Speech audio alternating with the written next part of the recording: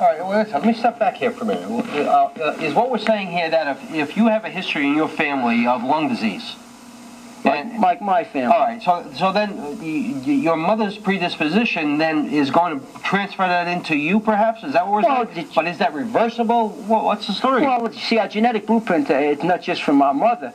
Our chemistry really comes from our mother because of our bloodstream. Our genetic predisposition comes from both our parents there. Depends, it has a lot to do with genes, which genes predominate. I mean, I can't go into that. But, but usually what you can tell is whoever...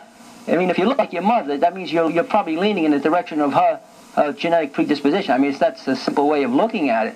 But many people say, I've had people come to me and they say, Freddie, you know, I got arthritis. Arthritis runs in my family. My uncle had it. My aunt had it.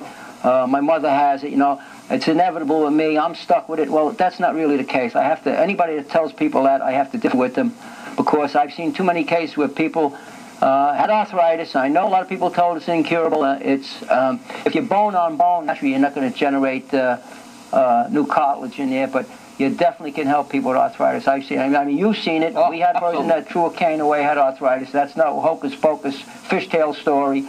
And went back to a doctor, and the doctor said, whatever you do, keep doing it, because the arthritis is gone. You don't have a cane anymore. Yeah, you're walking without a cane and walking. So the key is to understanding. You know, when I say everything is chemical, everything is action and reaction, what I like to use so people can get a fairly good understanding of what's going on, if you look at food as if it was a parallel road to substance abuse, you'll get a picture of what's happening here. When a person starts using drugs, in the beginning when they start using drugs, it takes a certain amount to create that euphoria, which is a state of a high. And as time goes on, as the body accommodates that chemical, it takes more to create that high. So the body will accommodate just about anything. In other words, it will adjust to it. And as time goes on, it will be able to accommodate more and more. It doesn't mean that the body's getting stronger. It means that the body's getting weaker. The more poison, the more foreign substances that the body can accommodate, that means the body is losing its vitality and they're on the road to a degenerative disease or a pathology.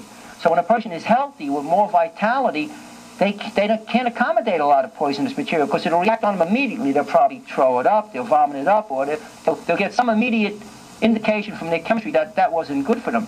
So it's also a factor in biological healing. When a person is not a healthy person, and you take them off the diet that they've been following for most of their life, there's always a reaction when they go from a poorer diet to a better diet. And that's what's not very well understood in this country here. Because most of the times when a person goes from a poorer diet to a better diet, they don't feel better immediately. They actually feel poorer.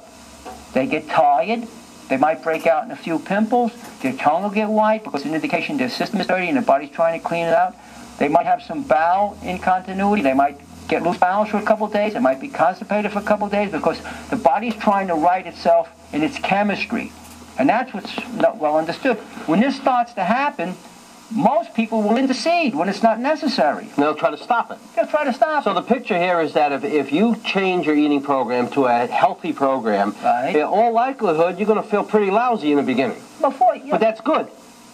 In most cases, that's good. That's something that most people can't fathom, but I got to tell you this, I experienced that.